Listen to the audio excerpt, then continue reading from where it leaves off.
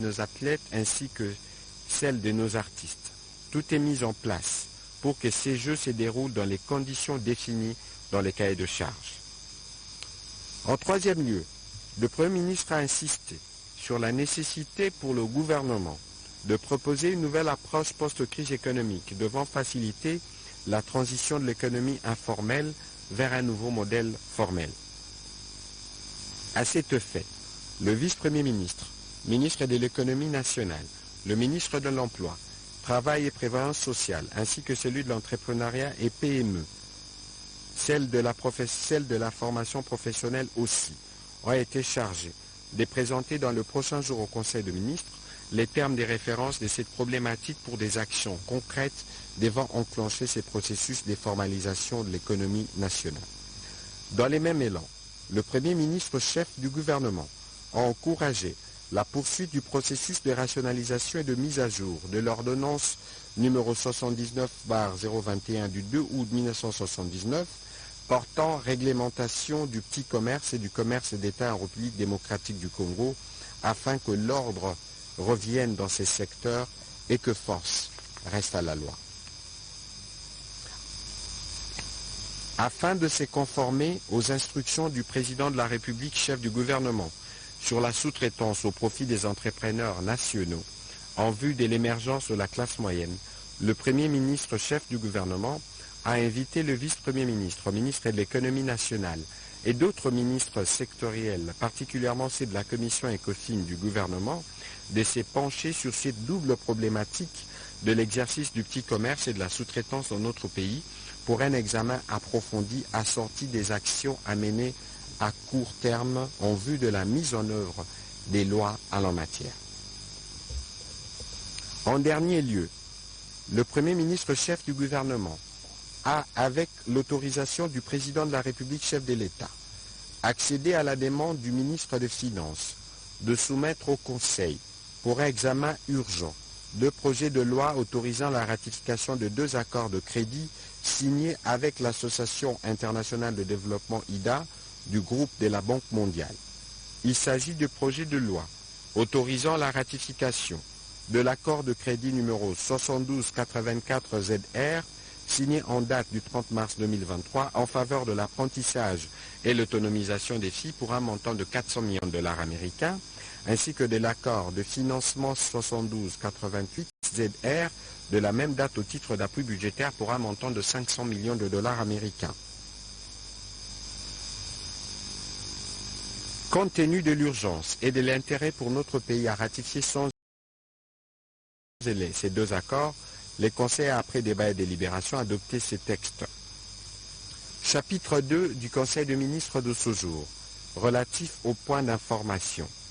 État et administration du territoire.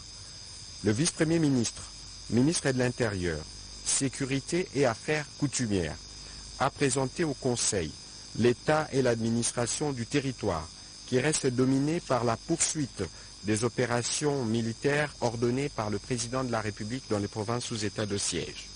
Durant la semaine qui s'achève, l'état d'esprit de la population a été dominé notamment par les déplacements massifs de population fouillant les exactions de terroristes M23 et RDF. Les attentes concernant les retombées du remaniement gouvernemental du 23 mars 2023 au regard de la situation économique, sécuritaire et celle liée à l'activisme des terroristes du M23 et leur soutien des ADF. La persistance de l'insécurité consécutive aux conflits intercommunautaires, Lendu et Ema dans la province de l'Ituri, ainsi que l'extension du conflit intercommunautaire Tekeaka dans le territoire de Kwamut et qui a atteint la province du Kwilu et une partie de la ville-province de Kinshasa. Sur un autre volet, le vice-premier ministre, ministre de l'Intérieur, est revenu sur les préoccupations sécuritaires signalées dans le déroulement des opérations d'enrôlement par les électeurs dans les provinces du Kasaï oriental dans la zone opérationnelle 2, Ituri et Nord Kivu dans la zone opérationnelle 3. Il a rassuré que des dispositions ont été prises afin de renforcer la sécurité autour des 10 sites d'enrôlement en collaboration avec la Commission électorale nationale indépendante. Le vice-premier ministre a terminé son allocution en revenant sur quelques catastrophes qui ont survenu dans les pays, notamment l'écoulement des terres le 2 avril 2023 dernier à Boulwa, en territoire de Massissi, et qui a conduit à la mort d'une vingtaine de compatriotes et des dégâts matériels, les chavirements à la suite d'une surcharge dans la nuit du 3 au 4 d'une embarcation motorisée au village de Boando sur les lacs Yvon, au territoire d'Idjui, ainsi que le naufrage d'une pirogue motorisée le 3 avril sur la rivière Ituri en groupement Telouri, province de l'Ituri. Le Conseil a pris acte de ces rapports. En complément au rapport du vice-premier ministre, ministre de l'Intérieur, concernant la situation sécuritaire, le vice-premier ministre, ministre de la Défense nationale, a informé le Conseil du fait que la situation sécuritaire démocratique du Congo a été représentée par le vice-ministre de la Défense. Au cours de ces assises, la RDC a sollicité et obtenu la tenue d'une réunion extraordinaire de ministres de la Défense des pays membres de cette communauté à Goma, qui devra statuer sur l'évolution de la situation sur terrain, clarifier certains malentendus et critiques contenus dans les rapports des chefs des renseignements et des chefs d'état-major en vue de redorer l'image de la force régionale et de repréciser son mandat dans l'accord sur les statuts des forces est en cours de renouvellement. Le vice-premier ministre, ministre de la Défense nationale, a rappelé la détermination du gouvernement à suivre de près et à mettre fin à toute forme de situation d'insécurité à l'est de la République démocratique du Congo. Aucun effort ne sera ménagé pour cette fin. Le Conseil a pris acte de ces rapports. Abordant le chapitre sanitaire dans ses volets points d'information, le ministre de la Santé, Hygiène et Prévention a présenté la situation sanitaire du pays et a centré sa communication autour de 3 points, notamment la problématique et la mise en œuvre du programme de couverture santé universelle, l'alerte sur les déversements de l'acide sulfurique dans la rivière Kazaza, dans la zone de santé rurale de Kambov en province du Haut-Katanga, ainsi que sur la situation épidémiologique ou sur les 3 fronts d'épidémie de monkeypox, de choléra ou de Covid, les choses sont restées stables.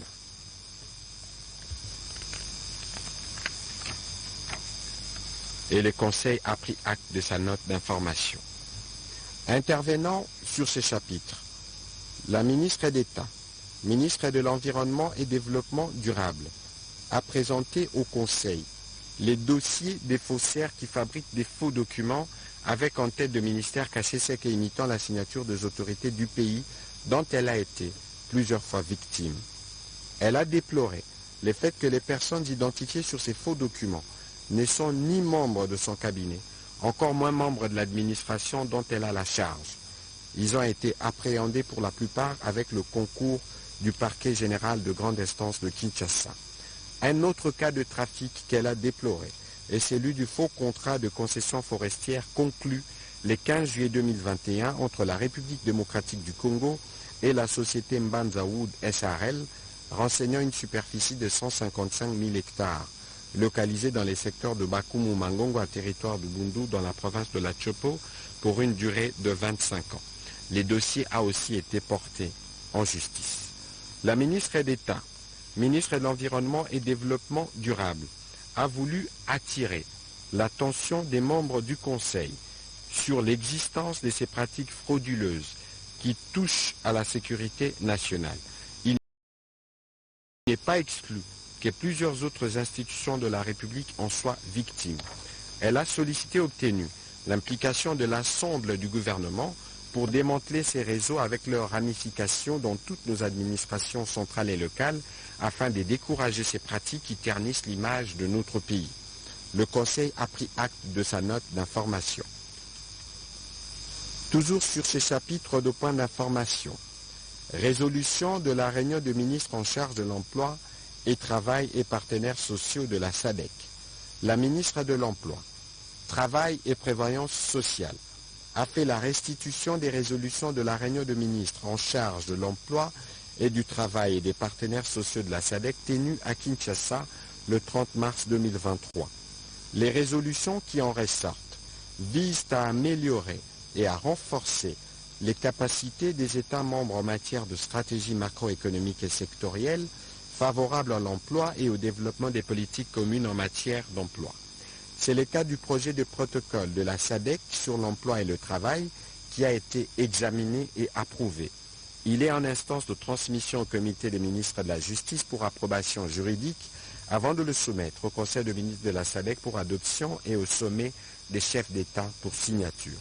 Par ailleurs, les ministres et partenaires sociaux ont exhorté les États membres à lever les défis qu'ils rencontrent dans le cadre du processus de la mise en œuvre du plan d'action sur la migration de la main-d'œuvre aux besoins avec l'appui de la SADC et autres partenaires techniques pour ce qui concerne essentiellement la République démocratique du Congo. Au nombre des défis qui devaient impérativement être relevés, il y a entre autres la problématique de la reconnaissance et la portabilité des prestations sociales, c'est-à-dire la possibilité pour un travailleur de s'émouvoir au sein de la région tout en conservant ses prestations de sécurité sociale. À ce sujet, l'Organisation internationale du travail, à travers le projet Southern African Migration Management, est disposée à accompagner la République démocratique du Congo dans la mise en œuvre de lignes directrices de la SADC sur la portabilité des prestations de sécurité sociale. Le Conseil a pris acte de cette note d'information. Au troisième chapitre du Conseil de ministres de ce jour, relatif à l'approbation d'un relevé des décisions du Conseil de ministres, le Conseil de ministres a adopté les relevés des décisions prises lors de sa 92e réunion tenue le vendredi 31 mars 2023. Au quatrième chapitre du Conseil de ministres de ce jour, relatif à l'examen et à l'adoption des dossiers, 2 dossiers ont été soumis. Le premier, sur la situation des finances publiques. Le ministre des Finances a commencé par brosser la situation des finances publiques, dont les tableaux se présentent comme suit. S'agissant des recettes, celles mobilisées du 1er au 31 mars 2023 sont de l'ordre des 1217,4 milliards de francs congolais sur des prévisions de 1384,1 milliards de francs congolais, portant ainsi le taux d'exécution à 88%. La situation cumulée au premier trimestre 2023 présente un montant total de recettes de 3 340 milliards de francs congolais sur les prévisions cumulées de 3 556 milliards de francs congolais, soit un taux de réalisation de 93,9%. Comparé aux recettes réalisées au premier trimestre 2022, qui étaient de l'ordre de 3 323 milliards de francs congolais, il se dégage une petite augmentation de 16,8 milliards de francs congolais. La faible performance de la DGRAD est la principale explication de la non-atteinte des assignations en mars. Ainsi, pour améliorer les niveaux de recettes, le ministère des Finances compte sur les conclusions des différents dossiers de contentieux en cours dans les régies financières, ainsi que le retombé des missions mixtes de contrôle de la DGRAD dans les secteurs de mines et de l'environnement. Le ministre a également annoncé les dénouements du contentieux fiscal sur le superprofit avec le groupe minier Glencore. Toujours au titre de la mobilisation des recettes, le ministre a rappelé à l'attention des membres du gouvernement l'obligation de tous les contribuables de procéder à la déclaration individuelle de l'impôt professionnel sur les revenus IPR au titre de l'exercice 2022 conformément aux nouvelles dispositions en vigueur. En ce qui concerne les dépenses publiques, au mois de mars 2023, elles se sont chiffrées à 1381 milliards de francs congolais, dont 46%, soit 631 milliards, ont été affectés aux rémunérations. Ceci est dû notamment au paiement au cours de ce mois du solde des rémunérations du mois de février 2023 et une bonne partie du mois de mars. Pour ces derniers, près de 250 milliards de salaires ont été reportés pour être payés en avril 2023. Au cours du mois de mars, 30 millions de dollars ont été mis à la disposition de la Commission électorale nationale indépendante au titre d'acompte à sa première dotation de l'année 2023. Une seconde mise à disposition de 30 millions vient d'être ordonnancée en ces débuts de mois d'avril. Le ministre des Finances a été sur ces chapitres complété par le ministre d'État, ministre du Budget. Sur un autre chapitre, il est revenu sur l'urgence pour le gouvernement d'acquérir une plateforme de contrôle des volumes de trafic des revenus des opérateurs et des services du mobile money, et c'est dans le but de collecter et maîtriser par plateforme digitale l'exhaustivité et l'intégrité des données, de recharge en crédit effectués sur les réseaux télécoms, de corrélation entre les trafics déclarés et les recharges, donc les revenus, les transactions mobile money, dont certaines sont imposables et ne sont pas monitorées à ces jours de manière automatique et restent encore du domaine du déclaratif simplement.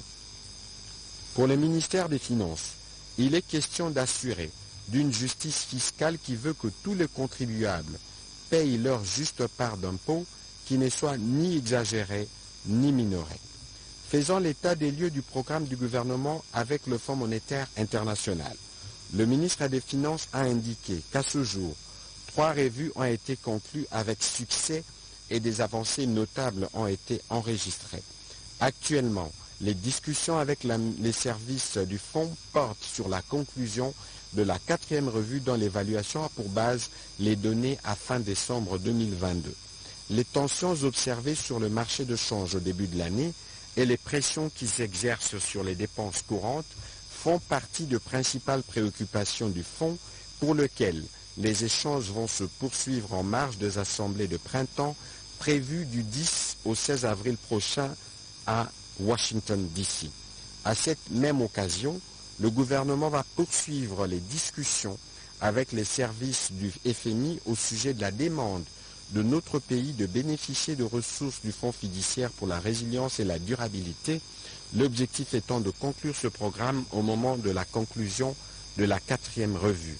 Après débat et délibération, le Conseil a adopté les différents points de ces dossiers. Deuxième dossier soumis à l'examen du Conseil de ministres de ce jour. Chronogramme pour la réalisation urgente d'une clôture autour de l'aéroport de Loano.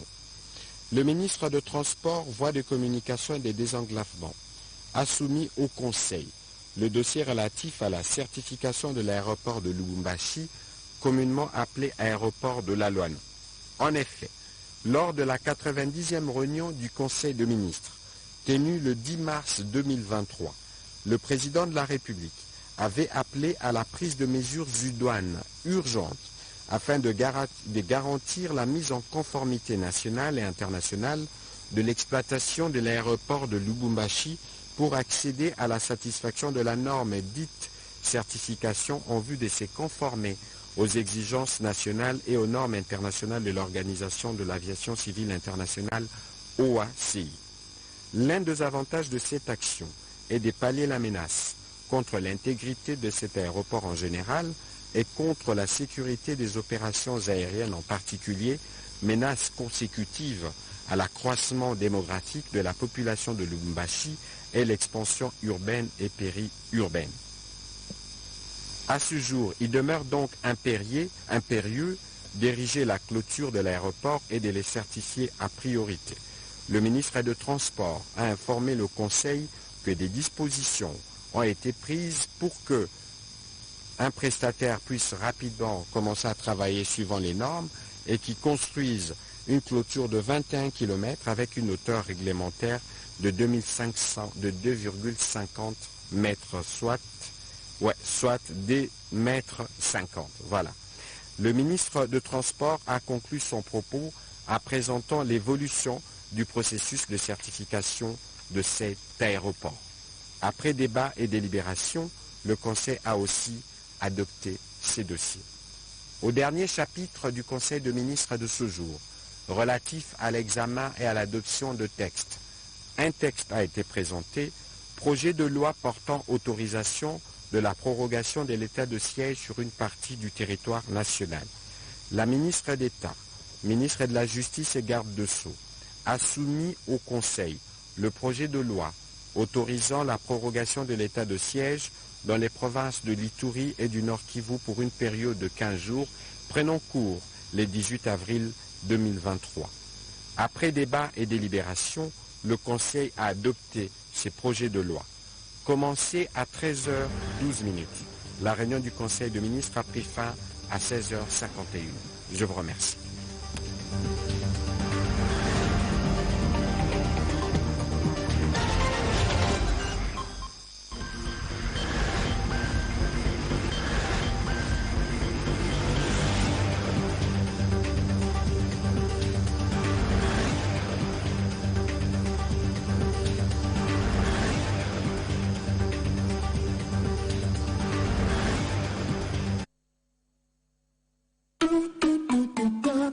Tout de suite, magazine.